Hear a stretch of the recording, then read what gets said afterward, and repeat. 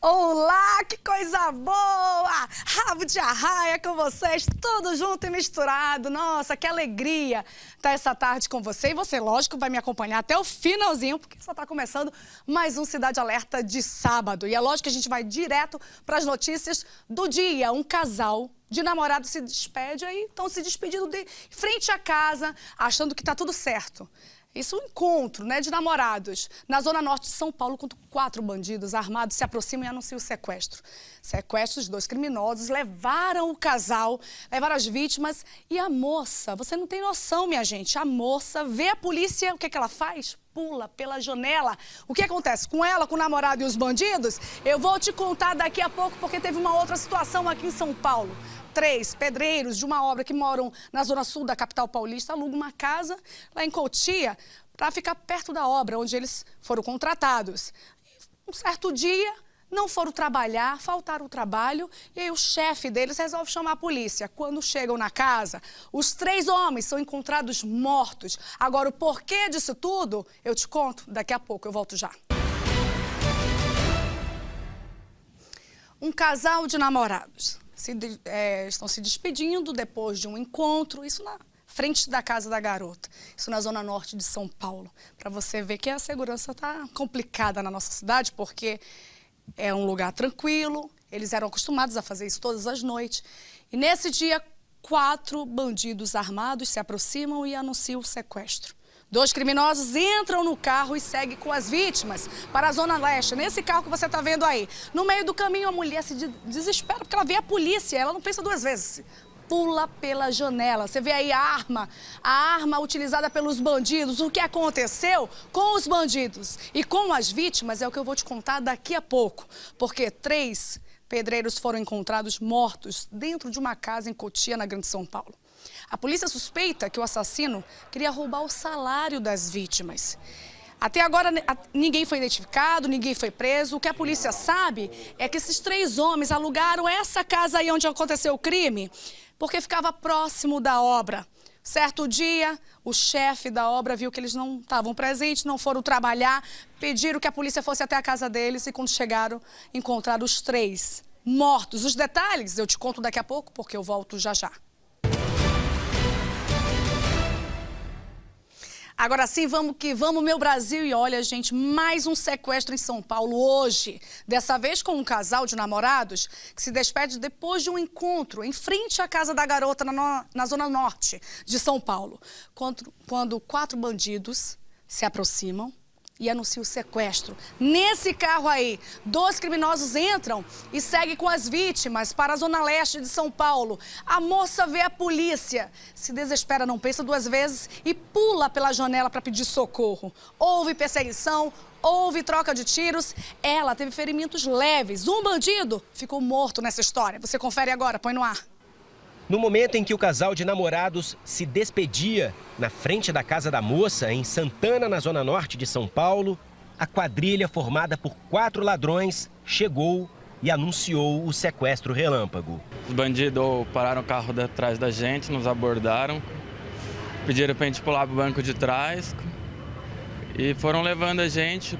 Não sei se eles estavam levando para um cativeiro, perguntava para a gente se tinha dinheiro para sacar, quem que eram nossos pais, se tinha alguém que tinha dinheiro para dar para eles.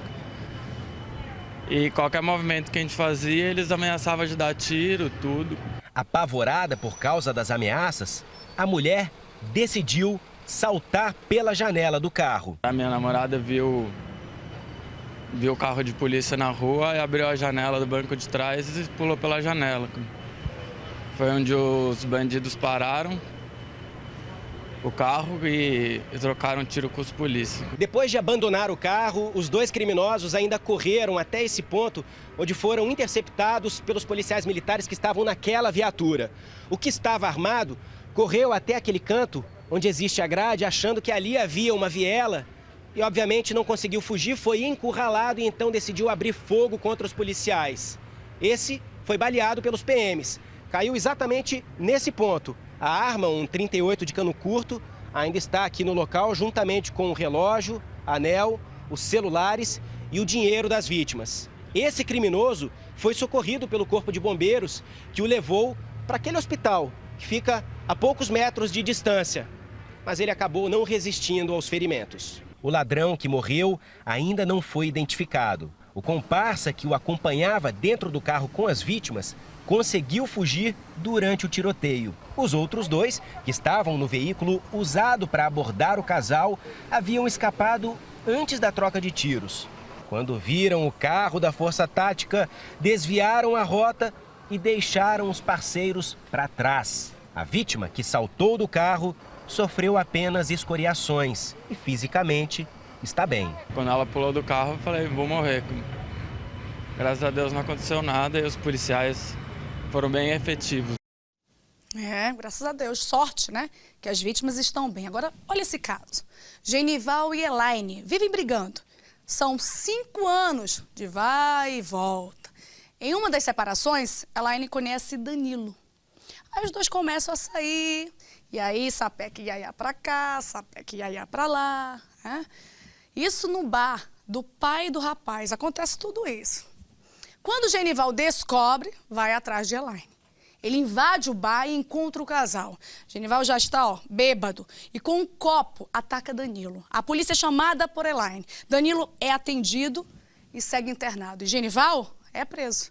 Mas como não foi acusado de tentativa de homicídio, já está solto. Veja esse caso.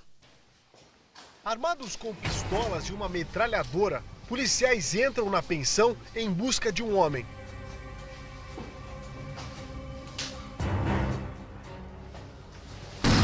Perdeu, põe a mão na cabeça, deita no chão e põe a mão na cabeça.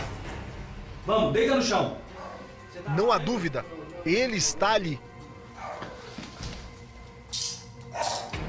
Detido no próprio quarto, o manobrista Genival Soares não escapa.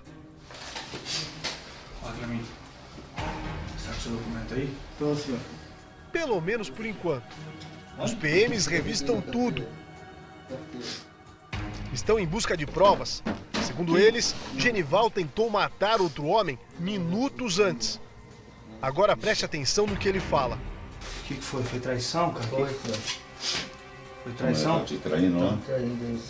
Mais cedo, a polícia atendeu o chamado em pleno centro de São Paulo. Do outro lado da linha, uma mulher chorava e dizia ter sido vítima de um ataque. E que havia uma pessoa ferida. Fica calmo, companheiro. Fica calmo que a gente vai te socorrer, fica tranquilo. O rapaz estanca o ferimento com um pedaço de tecido que parece uma peça de roupa. É Danilo Vieira. Até esse momento, Genival não tinha sido preso.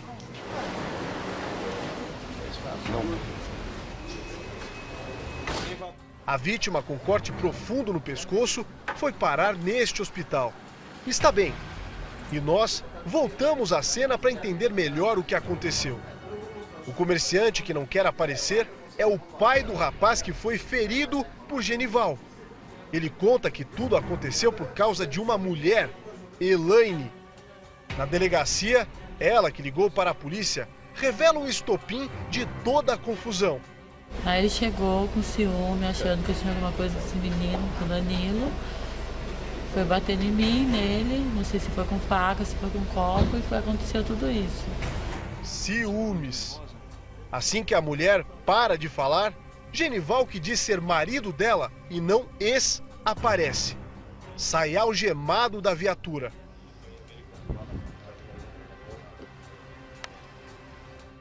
Existem duas versões na história. A primeira aponta que por volta de 2 horas da madrugada, Genival chegou ao local em que tudo aconteceu. Ele estaria bêbado e com um copo de cerveja nas mãos. Teria encontrado a porta exatamente assim, fechada, mas não trancada. Ele sabia que a ex-mulher estava lá dentro. Foi quando forçou a porta de aço para cima e conseguiu entrar. E teria flagrado a ex-mulher na cama com outro homem, no caso, o filho do dono do bar. Cícero insiste em não mostrar o rosto, mas concorda a falar enquanto andamos. Já tendo algum caso, mas estava separado desse cara, né? Ela disse que estava separado. É o que ela fala, a versão dela. Eu falei, ó, tem cuidado. Danilo estava com ele há quanto tempo? Danilo estava com ela há quanto tempo? Mais ou menos um mês. Um mês namorando? Isso.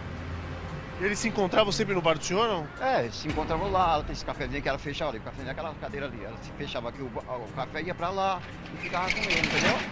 O comerciante nos leva até o barzinho que Elaine trabalha como atendente. Fica perto dali. Mas ao chegar lá, ela não quer gravar.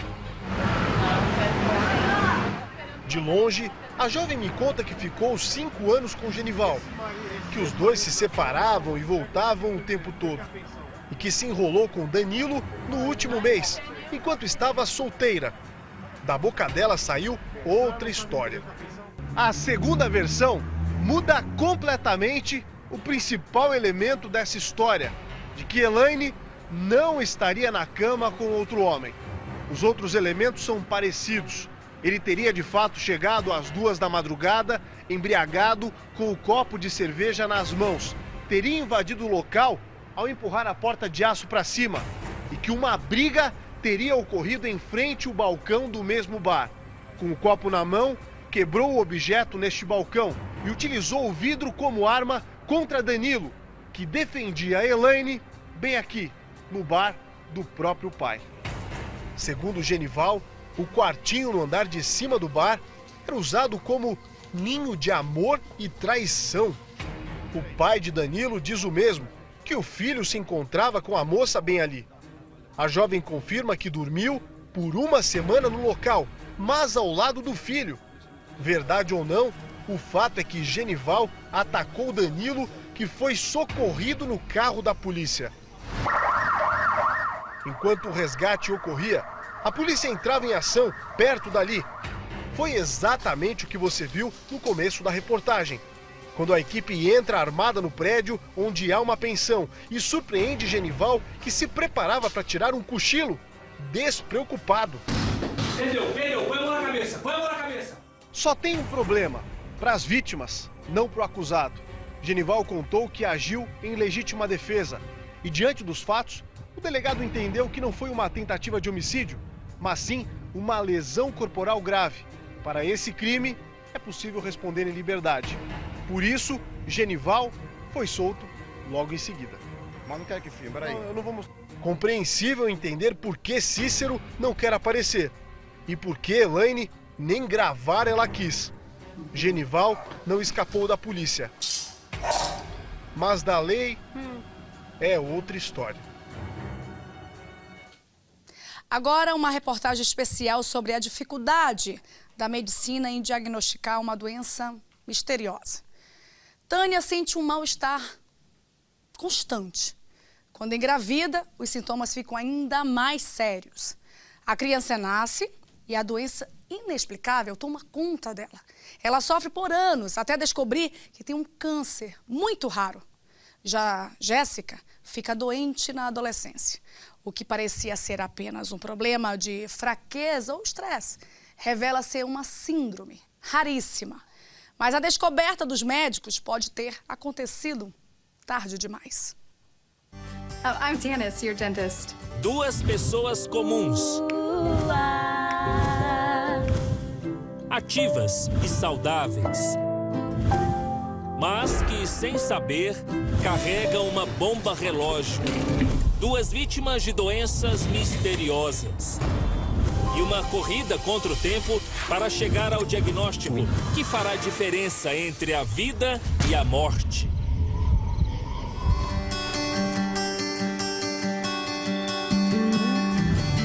Tânia é dentista.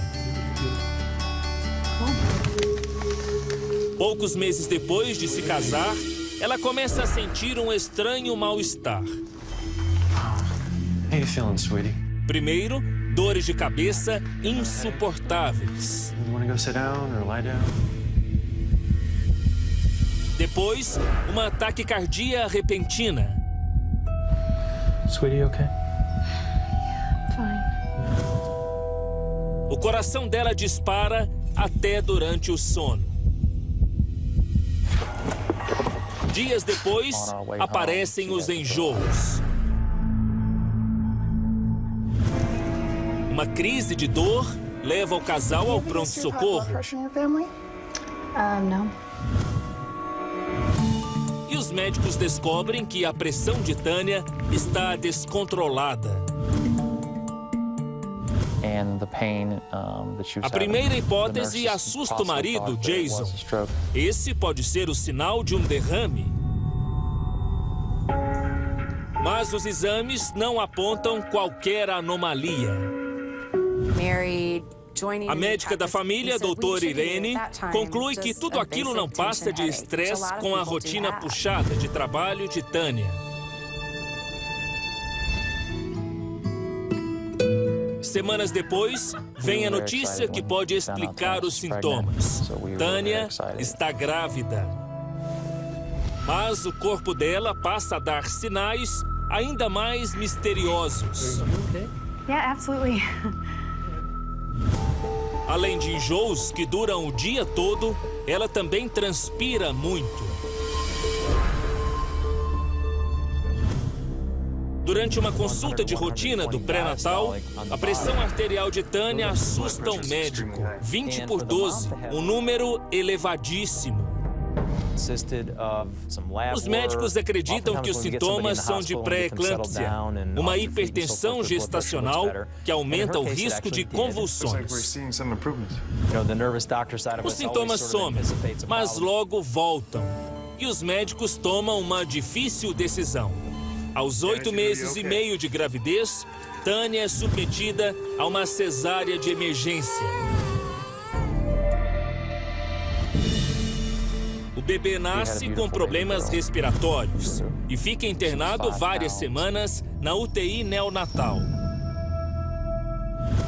A pequena Débora se recupera bem e logo vai para casa. Os médicos acreditam que o parto vai dar fim à hipertensão de Tânia, mas nos primeiros dias depois da alta, ela volta a apresentar os sintomas misteriosos. E desta vez, eles são ainda mais fortes. Tânia acorda no meio da madrugada com uma dor no peito insuportável. Ela volta ao hospital e faz uma bateria de exames. Tudo está normal. Doutora Irene faz uma série de pesquisas para descobrir se há registros de outros casos parecidos com o de Tânia.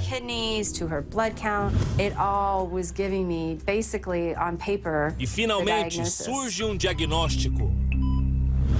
Um tumor extremamente raro que atinge as glândulas, o feocromacitoma.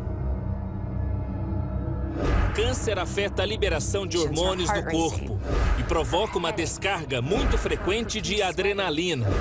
Isso explica as crises de hipertensão, dores no peito e transpiração de Tânia. Em 95% dos casos, o tumor se forma nas glândulas, acima dos rins, e acompanha a pessoa desde o nascimento. Tânia faz uma tomografia para localizar o ponto exato do câncer. Para a surpresa dos médicos, o tumor está na região da bexiga. Isso é ainda mais raro. Durante todo o pré-natal, ninguém notou a presença do câncer, que já está do tamanho de um limão. A única solução é a cirurgia. Daqui a pouco, você vai saber se Tânia vai vencer essa corrida contra o tempo. Assim como Tânia, Jéssica também lutou por anos contra um inimigo desconhecido. Mesmo jovem, ela sempre dedicou a vida a projetos sociais. Aos 14 anos, Jéssica viajou à Índia para ajudar a levar poços artesianos a comunidades carentes. Mas, ao voltar, um golpe mudaria a vida dela. Jéssica acorda em uma manhã sentindo o lado esquerdo do rosto paralisado. A jovem deduz que pode ser um problema odontológico e procura um dentista. Ele descobre uma infecção e submete Jéssica a um tratamento de canal. Sorry, honey. Na faculdade, dias depois, ela tem uma tontura inexplicável. Mom, something's wrong. Os pais decidem levar Jéssica a um otorrinolaringologista para checar se uma infecção de ouvido não está por trás disso. O médico conclui que este pode ser um sinal de estresse e libera a menina. Horas depois, ela leva um tombo em casa. Jéssica passa por um neurologista que comprova. Ela está pouco a pouco perdendo a coordenação motora. A suspeita principal era de esclerose múltipla, uma doença degenerativa neurológica que afeta o movimento dos músculos. Mas a tomografia não encontra qualquer sinal de dano no cérebro da jovem. Poucos dias depois, ela percebe que já não enxerga como antes.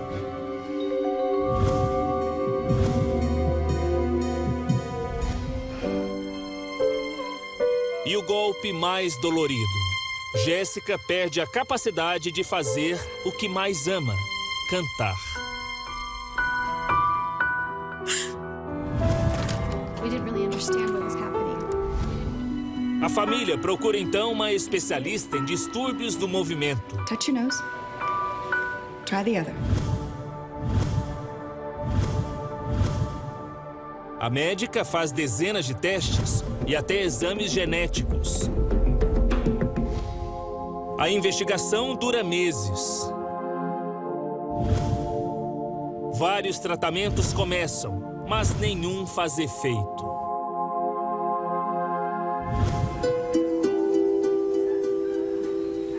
Um ano depois dos primeiros sintomas, Jéssica passa a se locomover de cadeira de rodas.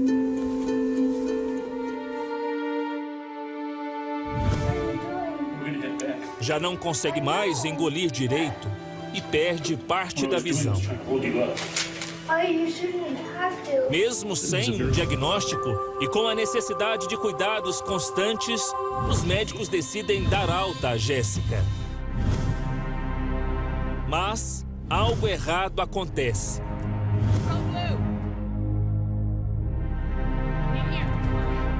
A jovem está inconsciente e precisa ser entubada. It's now or never.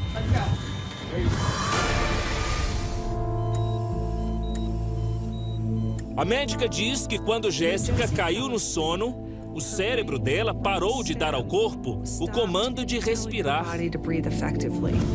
Esse fato é decisivo para que se chegue ao diagnóstico. Jéssica tem a chamada doença mitocondrial.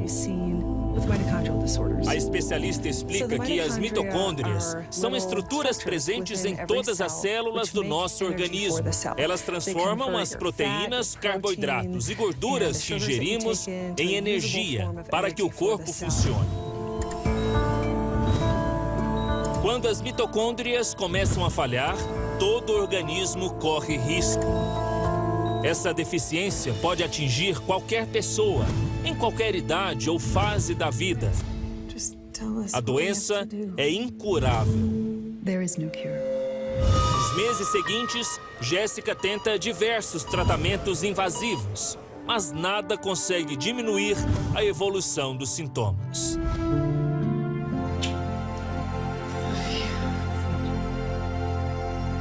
Uma noite, Jéssica fecha os olhos para nunca mais acordar. Para manter viva a memória da filha, os pais angariaram fundos para construir um poço artesiano na Índia.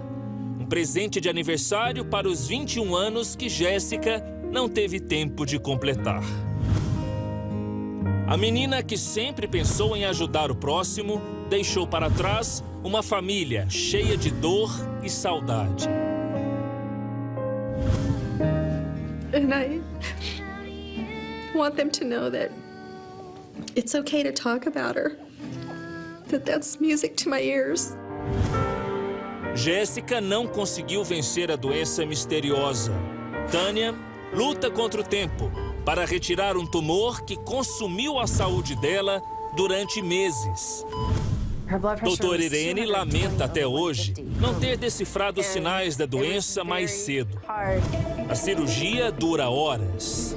E finalmente Tânia se livra da doença misteriosa que roubou anos da vida dela. Ela conta que logo que acordou da anestesia, se sentiu diferente. Já não tinha mais o coração acelerado. Anos depois, ela deu à luz a segunda filha, Megan. A família aprendeu que cada segundo de vida é um presente e não pode ser desperdiçado.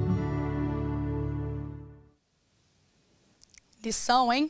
Condenado a 16 anos de prisão, um homem que matou a ex-namorada aqui em São Paulo. Fernando e Adriana. Um casal que parecia comum, namoraram por 2 anos. Ele já tinha 4 filhos e estava divorciada. No caso, ela tinha 4 filhos e estava divorciada quando conheceu o Fernando. Ao descobrir que ele é drogado, viciado, ela decide se separar e arruma um outro namorado. Aí a Adriana coloca a foto dos dois na internet. Estava empolgada com o novo namorado. Ele vê, o Fernando descobre, vai até a casa da ex e a mata. É mais uma história real de um casal que a gente acha, é viciado, é drogado, depois que se envolve é um problema. Várias famílias brasileiras passam por isso. E esse é mais um caso, veja. 1 ano após cometer o crime, o assassino foi julgado. Fernando foi condenado a 16 anos de prisão. Uma pena que, para os filhos da vítima, jamais vai aliviar a dor. Uma pena que eu não achei justa, um monte de mentiras que disseram sobre minha mãe. E eu ver a família dele podendo abraçar ele e eu lá sozinho, né? Cadê minha mãe para eu dar um abraço agora? Adriana Braghiroli tinha 41 anos quando foi assassinada pelo ex-namorado, Fernando César, de 31. Mesmo após a separação, ele ficou com raiva quando descobriu que Adriana tinha um novo amor. Adriana acreditava que Fernando tinha aceitado o fim do namoro. Por isso, ela decidiu seguir a vida e reencontrou Davi, um rapaz que ela conhecia há alguns anos e que também era amigo da família. Todos estavam felizes com o novo relacionamento de Adriana, mas ela não pôde viver a história de amor. Um dia antes do crime, Adriana postou em uma rede social esta foto, com um novo namorado e o filho mais novo. Fernando, assim que viu a publicação, começou a ligar para ela. Foi o filho de Adriana que atendeu. Eu falava para ele, segue sua vida, de novo, você com esse assunto. Minha mãe está com outra pessoa, você já estava com outra pessoa também. Segue sua vida, esquece isso, deixa ela em paz. Na manhã seguinte, Fernando saiu de casa com um único pensamento: matar a ex-namorada. Por volta de 7 horas da manhã, quando Fernando veio até a casa de Adriana. Ele se aproximou aqui do portão e quem atendeu Fernando foi o seu Jesus, o pai da vítima, que estava exatamente neste local. Aí, enquanto eu ia chamar, ela falou, então, por gentileza, você me arruma um copo de água? Eu falei, tudo bem. Ele não percebeu que depois que ele entrou aqui na cozinha da casa, o Fernando invadiu o local. Ele subiu por estas escadas, entrou no quarto em que estava dormindo a Adriana e o Davi. Lá, covardemente, golpeou a vítima. Depois, desceu as escadas correndo. O que ele falou para o senhor? Ele não falou nada. Quem perguntou fui eu, porque ele desceu a escada sangrando. Pensei que tivesse acontecido alguma coisa com ele, né? Perguntei para ele, o que foi, rapaz, né? E ele deu uma trombada comigo, derrubou o copo, caiu, levantou e saiu correndo. O Fernando seguiu aqui por este corredor e fugiu. Sim, eu fui pro quarto para ver o que tinha acontecido, porque eu não queria saber dele, né? Aí quando eu cheguei no quarto, minha mãe estava deitada na cama, nos últimos instantes, assim, na vida dela. Fernando cortou a mão quando atacou a ex-namorada e caiu exatamente nesta calçada. Uma testemunha que passou chamou a polícia. Ele disse aos policiais que havia sido assaltado e que por isso estava machucado. Fernando foi levado ao hospital. Ao mesmo tempo, uma viatura socorria Adriana. Ela foi levada para o mesmo hospital que Fernando, mas não resistiu. Os policiais desconfiaram da história que Fernando contou. E já no hospital, chamaram Guilherme para fazer o reconhecimento. Quando ele me viu, ele ainda colocou a mão na cabeça, assim, abaixou a cabeça, tipo, acabou minha mentira, né? Fernando, depois de receber alta do hospital, foi preso em flagrante. Quando conheceu Fernando, Adriana era separada e mãe de 4 filhos. Foi uma amiga que os apresentou. O namoro durou 2 anos. No início, o namoro ia bem. Adriana acreditava que Fernando era o amor da vida dela. Muitas vezes ele dormia aqui na casa da vítima. Outras vezes ela ia para Osasco, na Grande São Paulo, dormir na casa dele. Fernando sempre tratou os filhos de Adriana muito bem. Mas depois de 1 ano de namoro, ela percebeu que ele estava muito agressivo e descobriu que Fernando guardava um segredo. Era usuário de drogas. Adriana decidiu terminar a relação. Disse que não suportaria Fernando daquele jeito. O criminoso não aceitou. Ligava todos os dias e fazia ameaças. Chegou a vir até a casa da vítima e chamou a Adriana para conversar. Assim que ela entrou no carro, começou a ser agredida. Adriana conseguiu com a Lei Maria da Penha que ele não se aproximasse dela. Com medo de que Fernando agredisse os filhos dela, Adriana reatou o relacionamento, que durou mais 1 ano. Ela tinha medo dele, então acho que ela preferia estar perto dele para saber o que ele está pensando, que ficar longe assim e acabar. Tanto que quando ela se afastou, ele fez o que ele fez. Né? Mesmo após 4 meses separados, a vítima parecia sentir que as ameaças do ex-namorado um dia seriam cumpridas. Eu não sabia por que ela tinha separado dele dessa última vez, né? Ela falou, não, ele não mudou nada. Fez assim. E outra, ele pode me matar. Fez assim. Se eu voltar com ele, ele pode me matar. Fernando foi condenado por homicídio duplamente qualificado, por motivo torpe e por não ter dado chances de defesa à vítima. Não tinha outra pessoa assim que eu contasse as coisas, que eu contasse, que pudesse me ajudar. Sempre ela. Condenado foi, agora você vai cumprir, já é outra história. Olha, 2 menores, um de 15 e outro de 17 anos, são presos durante uma perseguição. Me dá imagens. Direto de Belo Horizonte, você vai vendo aí a perseguição. Menores de idade, né? A gente não pode mostrar o rosto, mas pode pegar uma arma, pode fazer perseguição. Você vê aí a polícia atrás desses 2 bandidos. E aí, como termina isso? Isso aí foi gravado, hein, de uma câmera no carro dos policiais. Os policiais aí, olha, perseguindo os 2 menores, fazendo aí manobras perigosíssimas. Depois de meia hora de perseguição, eles batem o carro. É o que você vai ver já já. Olha aí, vai vendo, vai vendo. Eles vão passando por um carro, por outro, não querem saber até que o carro bate. O que é que acontece? Veja, põe no ar. O que você vai ver agora são imagens exclusivas de uma caçada a criminosos na região norte de BH. O carro é este importado cinza que aparece em alta velocidade costurando o trânsito. Ele tinha acabado de ser tomado de assalto no bairro Silveira.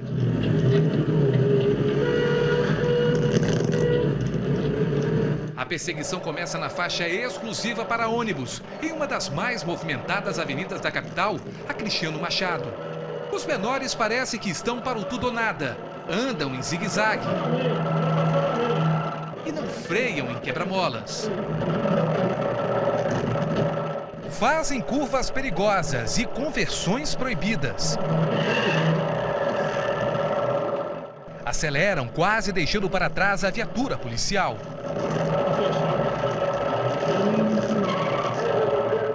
Neste ponto, já no bairro Tupi, a dupla é alcançada.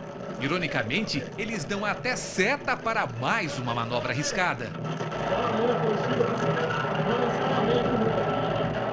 Agora já são quase 30 minutos de perseguição, 12 quilômetros de caçada. Na estrada do sanatório, divisa com a cidade de Santa Luzia, o desfecho está próximo. De repente, o carro dirigido pelos criminosos perde o controle. É o fim da linha para a dupla. Foi localizado a arma, um revólver calibre 22, usado no roubo. O que nos surpreende é que os 2 são menores, um de 15 e outro de 16 anos, com mochila, uniforme escolar, e vieram para a região para cometer roubo de veículo.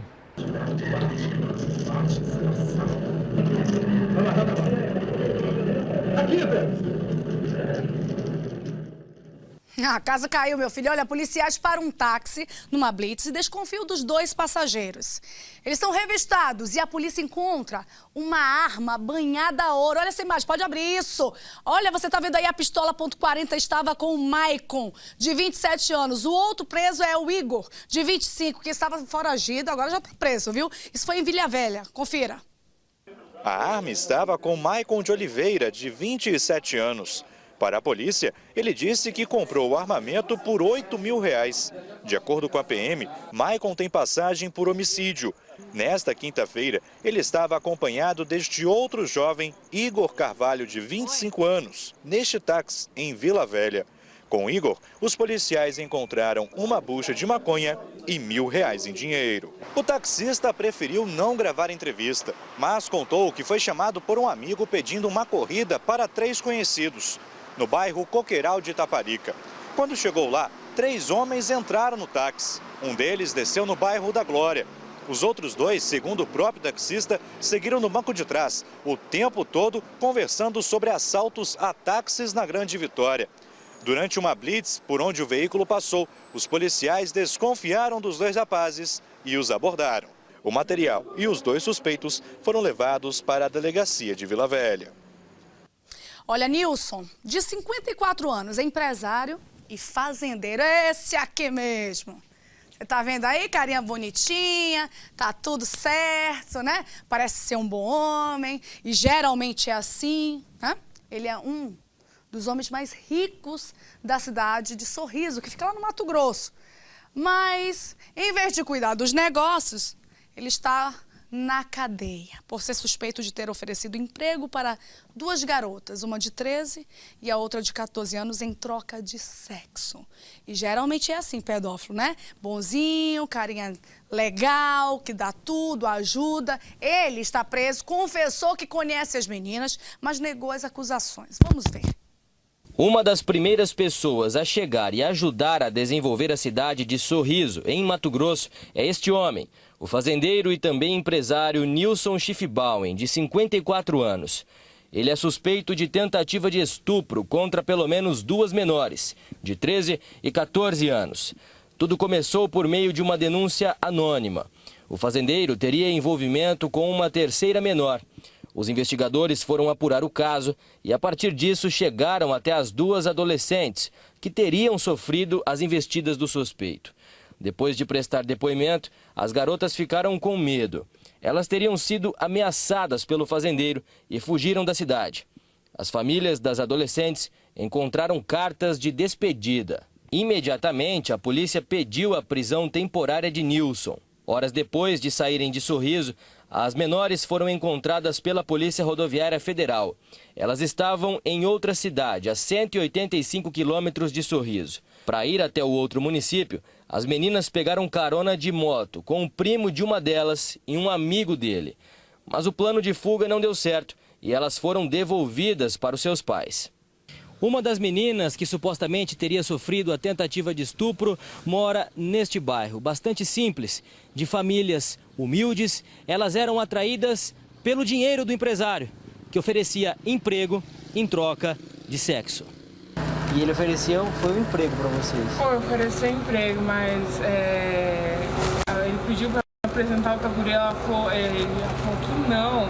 Mas assim, ele tava oferecendo carro para as meninas, assim, a moto, né?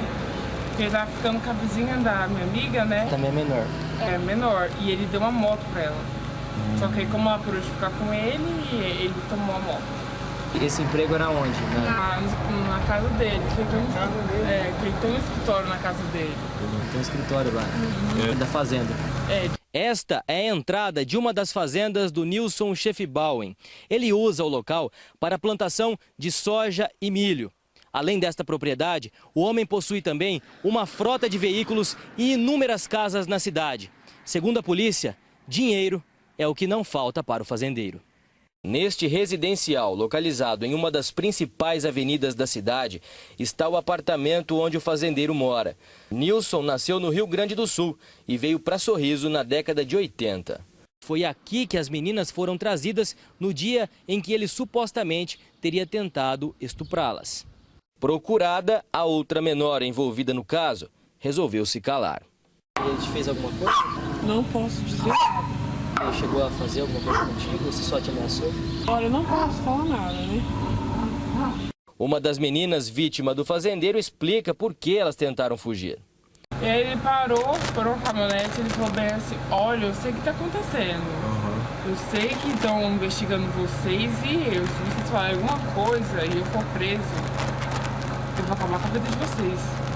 Eu vou matar a família de vocês, eu vou matar vocês. Nós tentamos contato com alguém da família do suspeito. Checamos se havia alguma pessoa próxima a ele cuidando do apartamento enquanto ele está preso, mas ninguém atendeu.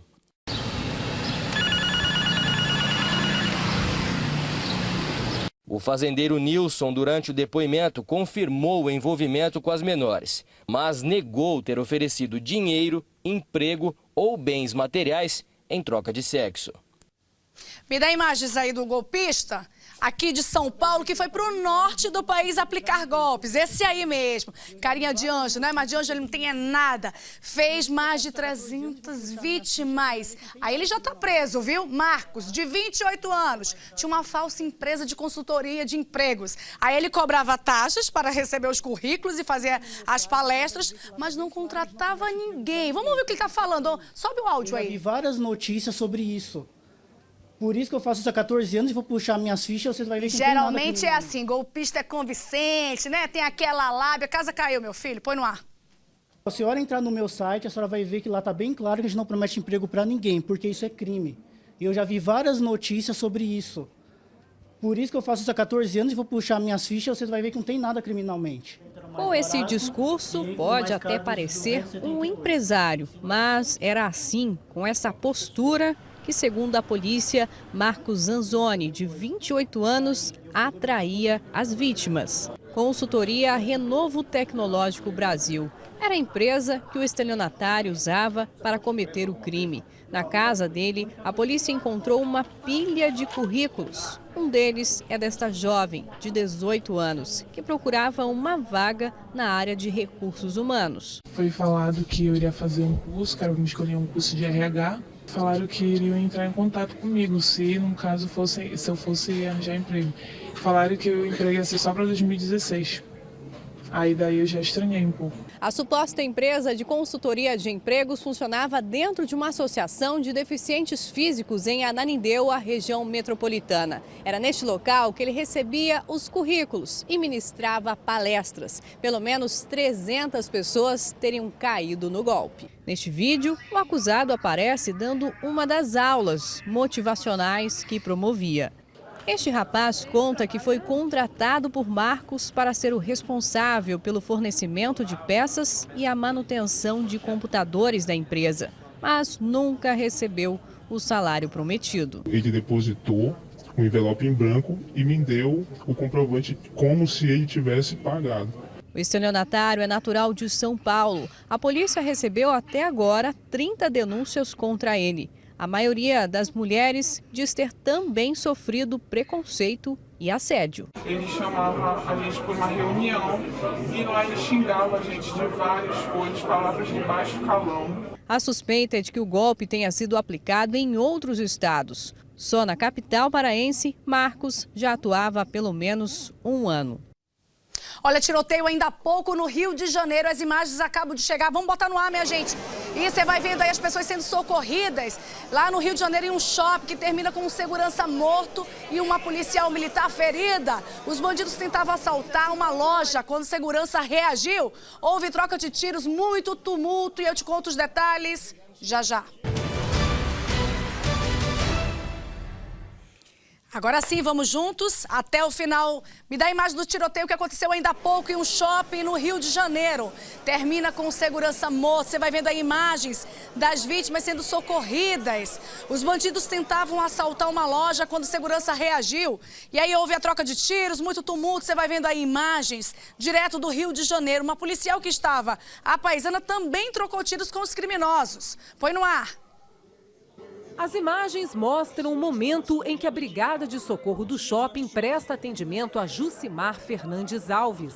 As cenas foram gravadas logo depois que o segurança, de 44 anos, foi baleado. A vítima é colocada numa maca e levada para um hospital público, mas não resistiu aos ferimentos. Pra gente, então, não havia perigo nenhum, até porque a gente acreditava, entendeu? Que não vai acontecer nada. A gente nunca acredita que vai acontecer com a gente. O segurança foi baleado numa tentativa de assalto a uma loja de eletrodomésticos que fica dentro de um shopping na zona oeste do Rio. De acordo com a família, ele foi atingido por 3 tiros nas costas. Os assaltantes conseguiram fugir. Uma outra pessoa também foi baleada, uma policial militar que estava a passeio. A soldado Rejane Sebastiana Almeida foi levada para uma unidade de pronto atendimento e está fora de perigo.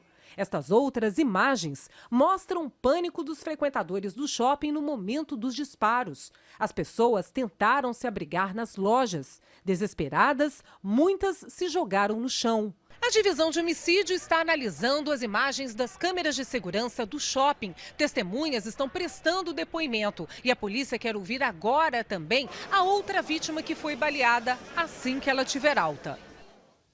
Vamos direto ao Rio de Janeiro, porque o Hernani não leva bala, é blindado. Vai trazer outras informações pra gente, meu querido. Boa noite. Boa noite, Fabíola. Olha, a polícia já descobriu que pelo menos 4 criminosos participaram dessa ação. Com relação às circunstâncias em que o segurança foi atingido, existe a informação de uma testemunha de que ele, ao perceber que não havia como resistir, tentou correr e, por isso, levou 3 tiros nas costas. Portanto, ele não teria reagido de acordo com o relato de uma testemunha. Foi surpreendido, na verdade, quando voltava do almoço. Agora, os investigadores estão analisando as imagens das câmeras de segurança desse shopping na tentativa de identificar esses bandidos. 4, pelo menos, entraram no estabelecimento, mas existe a possibilidade de que outros criminosos estivessem do lado de fora dando cobertura em veículos, aguardando justamente a saída da quadrilha, Fabíola. Tá certo, Hernani. Obrigada pelas informações. A qualquer momento eu volto com você, tá bom, meu querido? Tá bonitão, Hernani, viu? Blindado mesmo. Esse aí, vou te contar, já enfrentou cada tiroteio. Olha, uma mãe pensa que ainda é adolescente. Outra acredita que nem saiu da infância. Você vai ver agora 2 reportagens que mostram o estranho comportamento de 2 mães. Mel abandona os filhos, Denise e Giovanni, todas as noites para cair na noite e volta só madrugada. Ela já foi parar até na delegacia depois de uma bebedeira. Eles dão um ultimato. Ou ela entra na linha ou vai ser abandonada pelos filhos. Já Débora mata os filhos de vergonha por se comportar como uma criança de 8 anos. Confira. Mulheres fora de controle. Elas bebem. Dão escândalo. E vão parar na delegacia. Aqui os papéis se inverteram. Quem dá o bom exemplo são os filhos. Já as mães só dão dor de cabeça.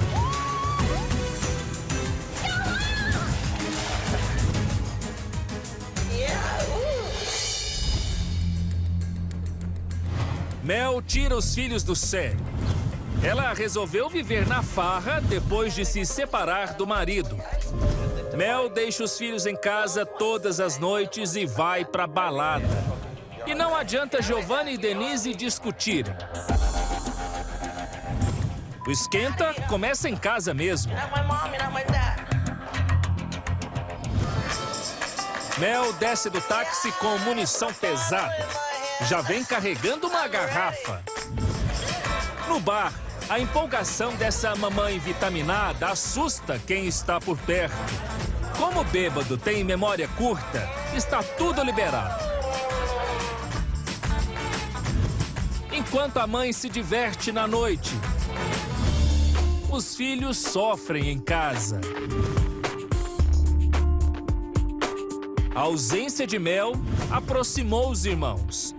Denise vê em Giovanni a figura de um pai protetor. Hoje, eles podem dormir sossegados. A mãe arrumou uma escolta para voltar em segurança para casa. Se Mel ainda está na adolescência, outra mãe sequer saiu da infância. Débora é uma mãe solteira que sofre da chamada síndrome de Peter Pan. Ela se recusa a aceitar que já é adulta. E quem não gosta nada desse comportamento esquisito são os filhos dela. Hoje, Débora quer que a família saia para passear. Todos vestidos de pijama. Toda essa vitalidade já rendeu muita dor de cabeça para a família.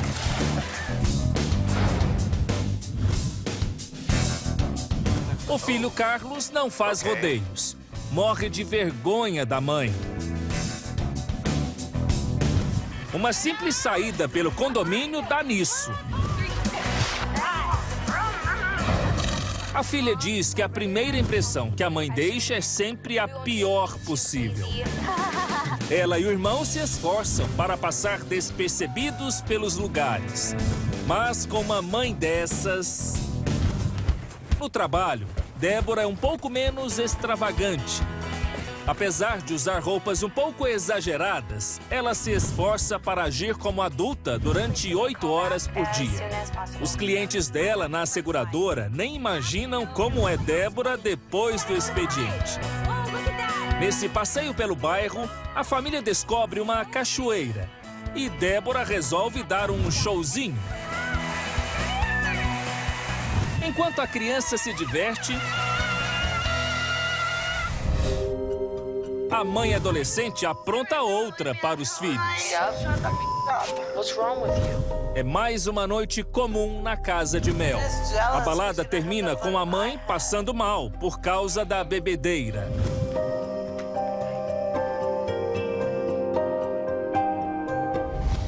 As ressacas das manhãs seguintes nunca são fortes o suficiente para mudar os hábitos nessa casa.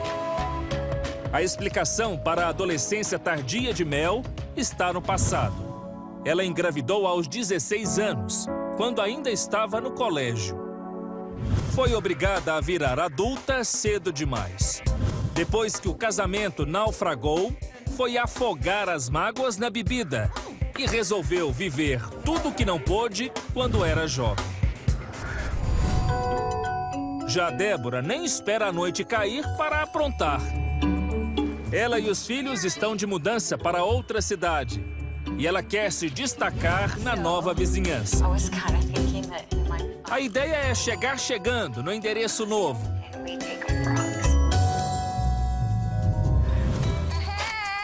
Fantasiada, Débora está pronta para sair de casa e ela já providenciou os brindes para as pessoas que pretende cativar. Vai distribuir rãs vivas a todos os vizinhos da rua. E nada como dar um sinal de que a família está chegando. Com uma coreografia toda especial, a família se prepara para distribuir alguns sustos por aí.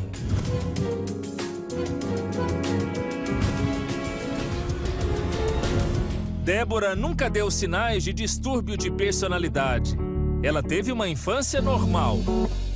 Tudo mudou quando ela fez 20 anos. Época em que perdeu os 2 irmãos. A mãe excêntrica conta que o acidente brutal fez com que ela passasse a enxergar a vida com outros olhos. A data marcou o início de uma nova vida para ela. Uma busca constante para voltar ao passado. Na casa de Mel, os filhos se esforçam para fazer a mãe acordar para a vida. Um evento muito importante se aproxima. Denise e a família vão visitar as faculdades onde a menina pretende prestar vestibular.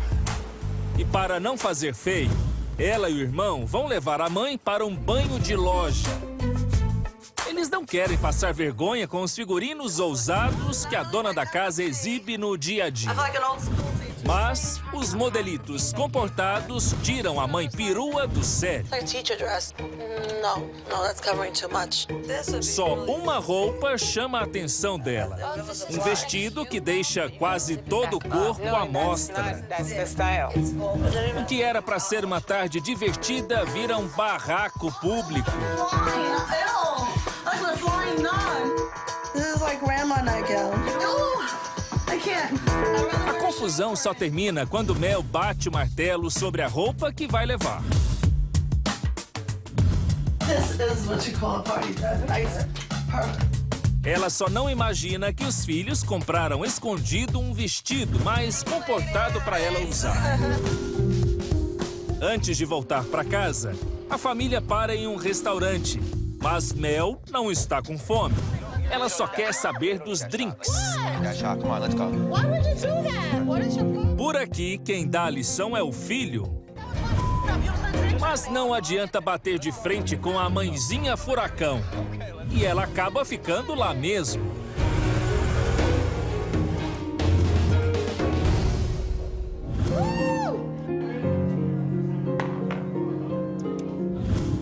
Mel bota pra quebrar no bar e chega em casa de madrugada.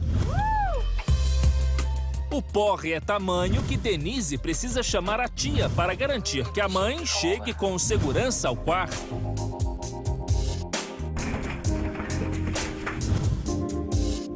Depois de uma operação de guerra, Mel capota na cama. Mas o estrago não termina aqui. A mãe adolescente dorme como um bebê e faz xixi na cama. A ressaca é braba.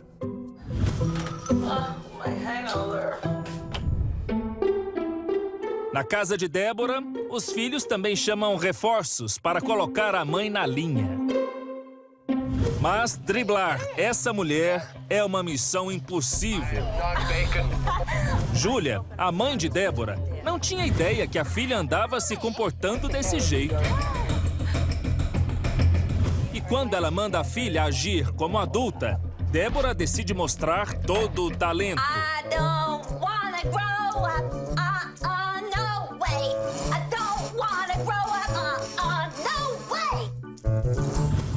As duas sentam para uma conversa séria.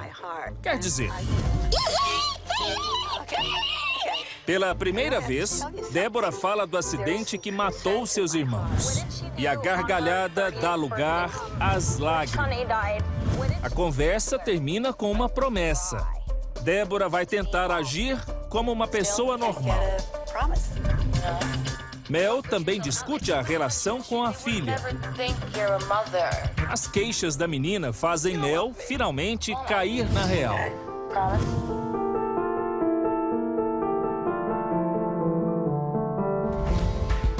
Para selar a paz, a família vai a um salão de beleza. Mel vai passar por uma transformação. Os filhos querem deixá-la apresentável para visitar as faculdades com Denise. Mel tira os apliques,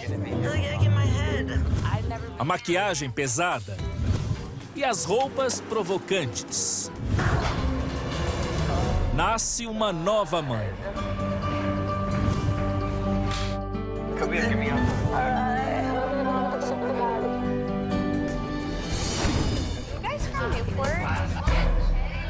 É a vez de Débora encarar a prova de fogo.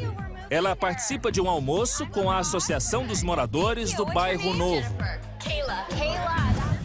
Tudo corre bem. Ela cumpre a promessa de se comportar normalmente.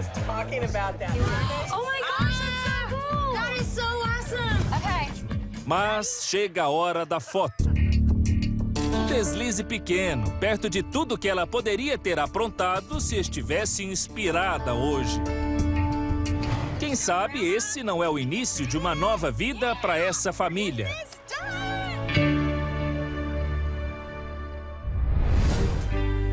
Um caminho difícil está pela frente. Mas o mais importante, essas duas mães do barulho conseguiram. Deram o primeiro passo. Olha, a polícia investiga um roubo a banco e prende 2 ladrões. Cadê? Me dá imagens. Porque no momento, nesse momento, olha aí os 2 presos, né? O celular de um deles toca. Nesse momento aí que eles estão presos, aí a polícia atende. Do outro lado da linha é o comparsa querendo dividir o dinheiro roubado.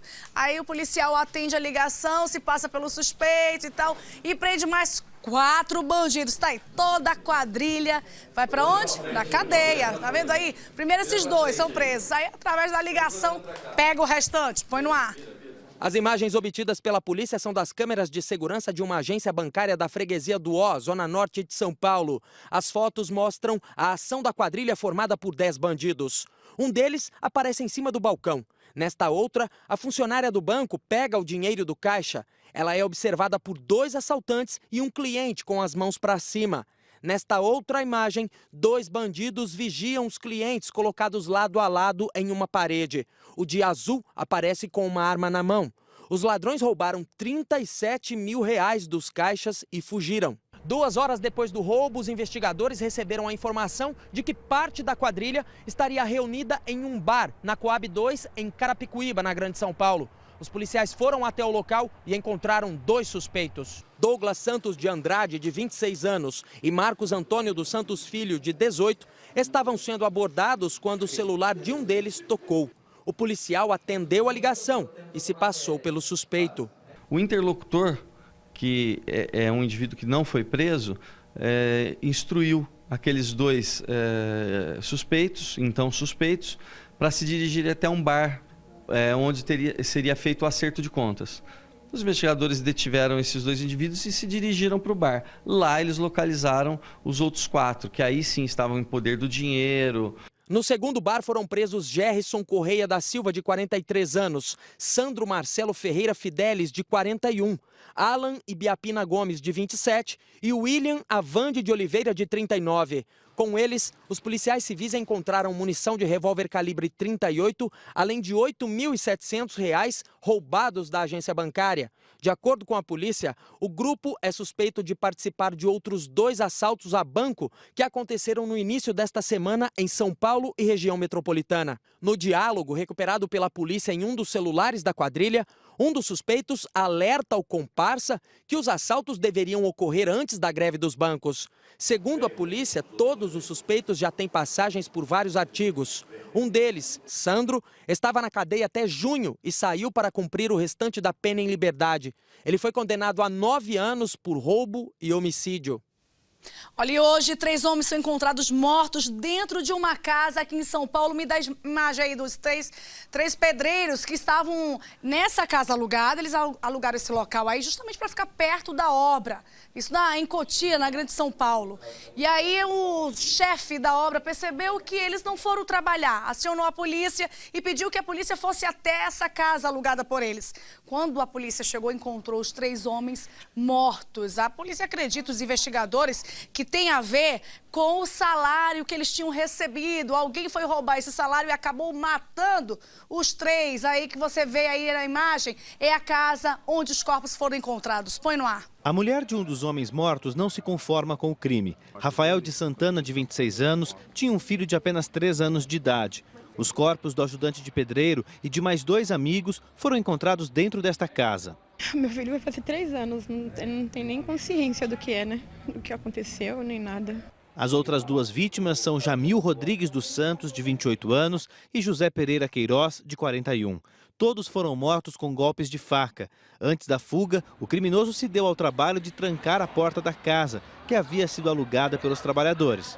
Os 3 amigos eram da zona sul da capital paulista. Há cerca de 10 dias estavam morando e trabalhando aqui em Cotia, na Grande São Paulo. Eles foram contratados para atuar em uma obra nesta escola estadual que fica no centro da cidade. Mas o último dia que eles trabalharam foi na quarta-feira. Por isso a Polícia Civil suspeita que o crime tenha acontecido na madrugada de quinta. Os corpos só foram encontrados um dia depois. O patrão sentiu falta dos funcionários e foi até a casa para verificar o que havia acontecido. Para a polícia, a principal suspeita é de latrocínio, quando o ladrão mata para roubar. Provavelmente, o bandido estava interessado no salário da semana. A casa de 4 cômodos, onde as vítimas moravam, não tinha móveis, apenas os colchões onde os trabalhadores dormiam e um pequeno fogão onde preparavam as refeições. A mulher de Rafael conta que o marido nunca havia trabalhado em obras longe de casa, mas aceitou este emprego por falta de opção. Ele estava desempregado, apareceu a oportunidade, a gente com criança pequena, ele não quis deixar passar. Aí aceitou o trabalho aqui.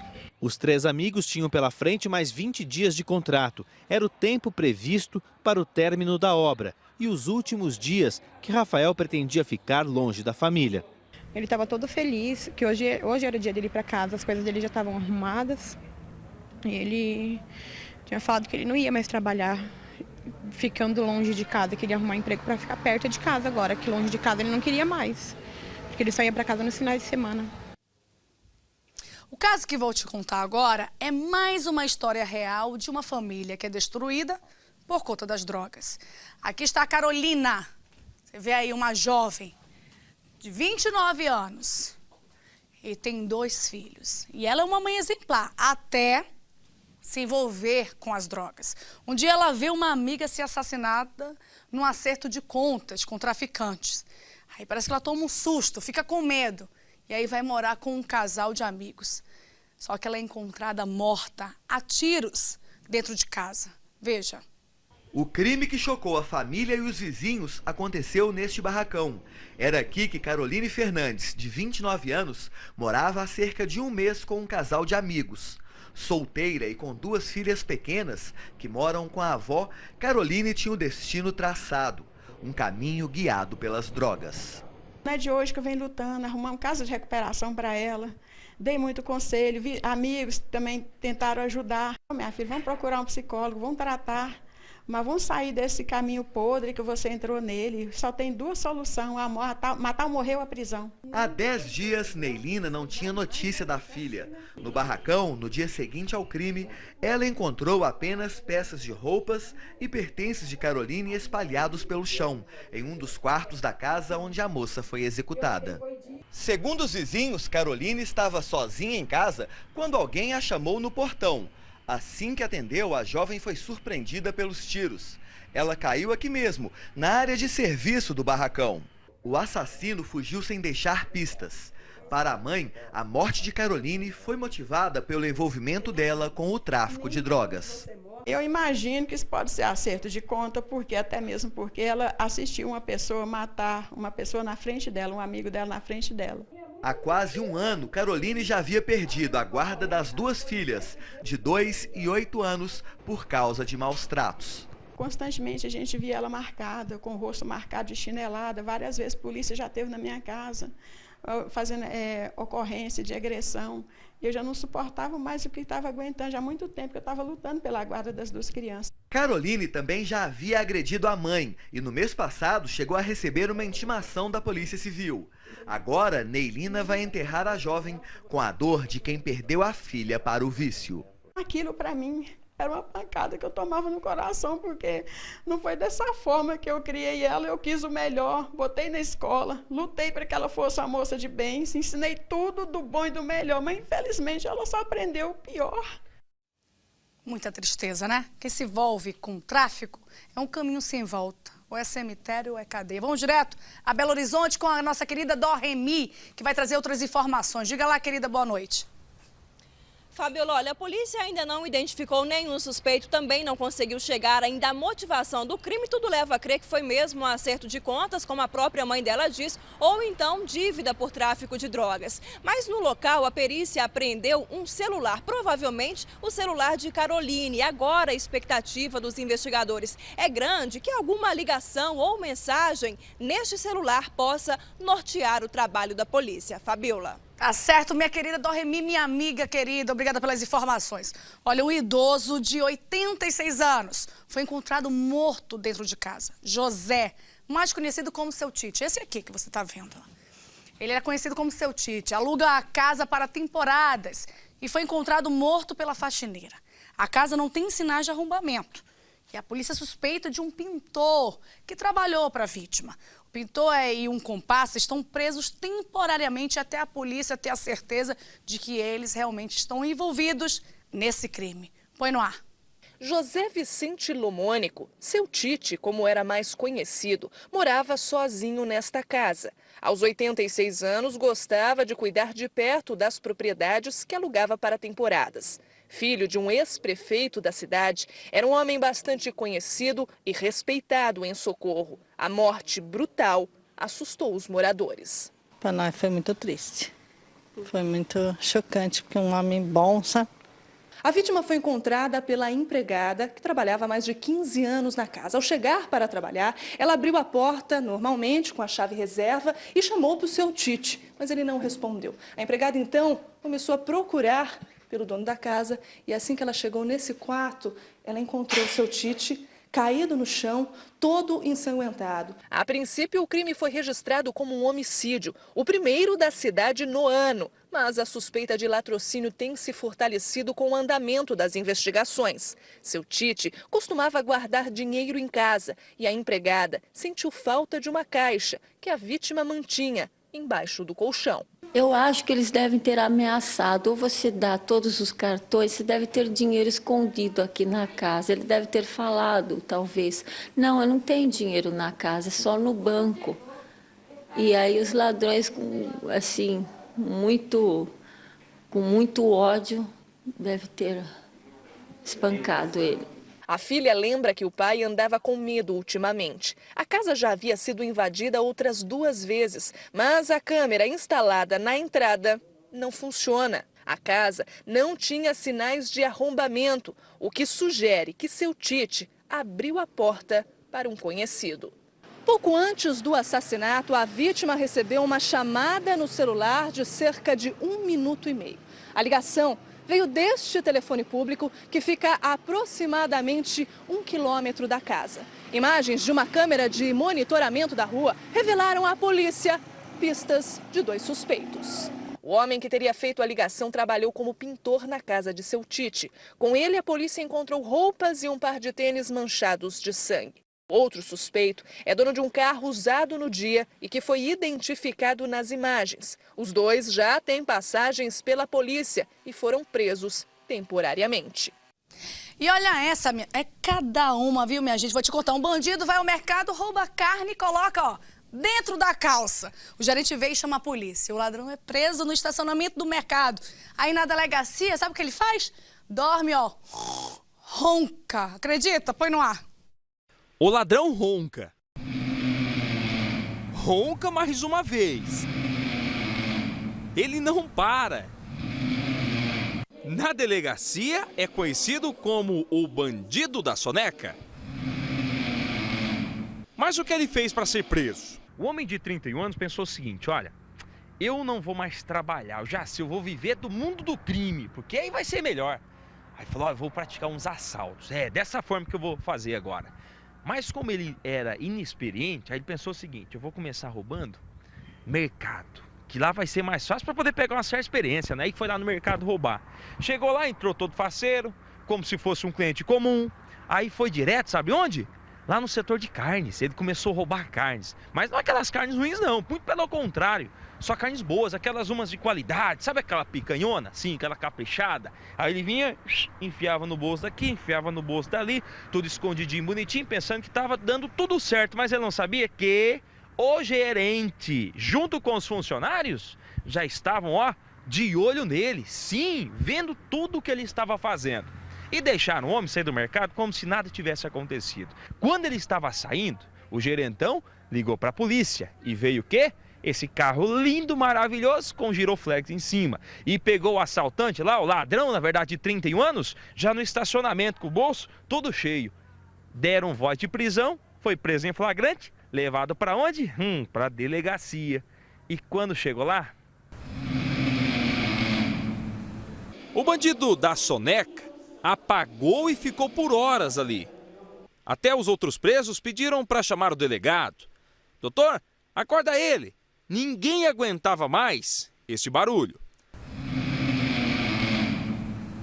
Agora, o ladrão da soneca vai ser transferido. Ele chegou até a fazer um último pedido para os agentes. Mas quando eles perguntaram o que era, adivinha o que aconteceu?